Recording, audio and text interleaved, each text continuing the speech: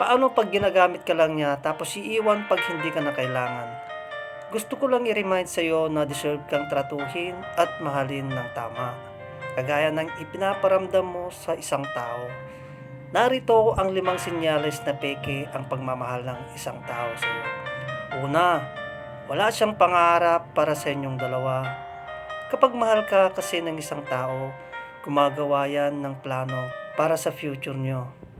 Hindi yung plano para anakan ka lang o yaman mo ang habol niya para umangat siya at hindi para sa inyong dalawa. Ang pangalawa, pinapabayaan ka. Alam mo yung parang wala lang pwede mo gawin ang gusto mong gawin. Wala siyang pakialam kung saan mo gusto pumunta o sino ang kasama mo. Ibig sabihin, peke ang pagmamahal niya sa'yo. Kasi kung mahal ka talaga ng isang tao, hihigpitan ka niyan, hindi yung tipong nasasakal ka na. Paghihigpit ang mararamdaman mo.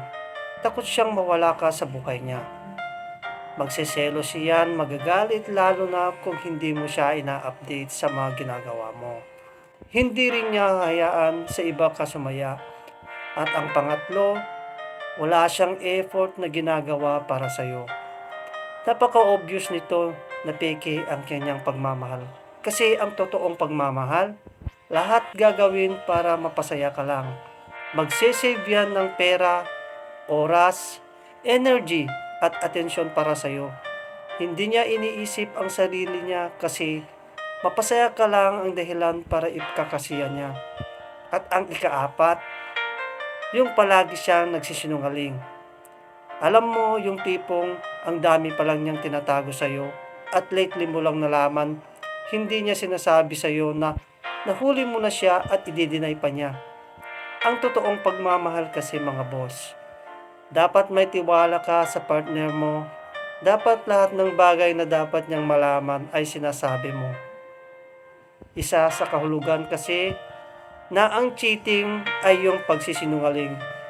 Kung nagawa ng partner mo na magsinungaling sa'yo, hindi 100% ang pagmamahal niya sa'yo.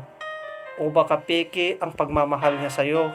At ang panglima, kapag hindi mo na nararamdaman sa kanya ang tinatawag nilang unconditional love.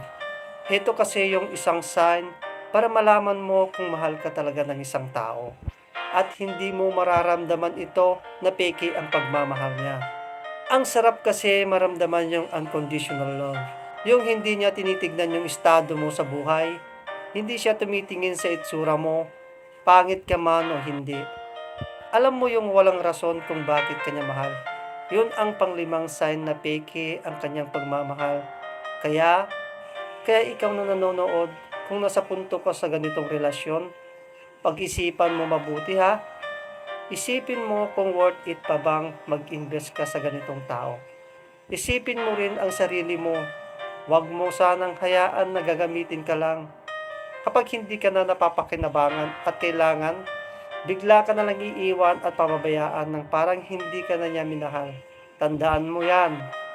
God bless. Paki-follow po.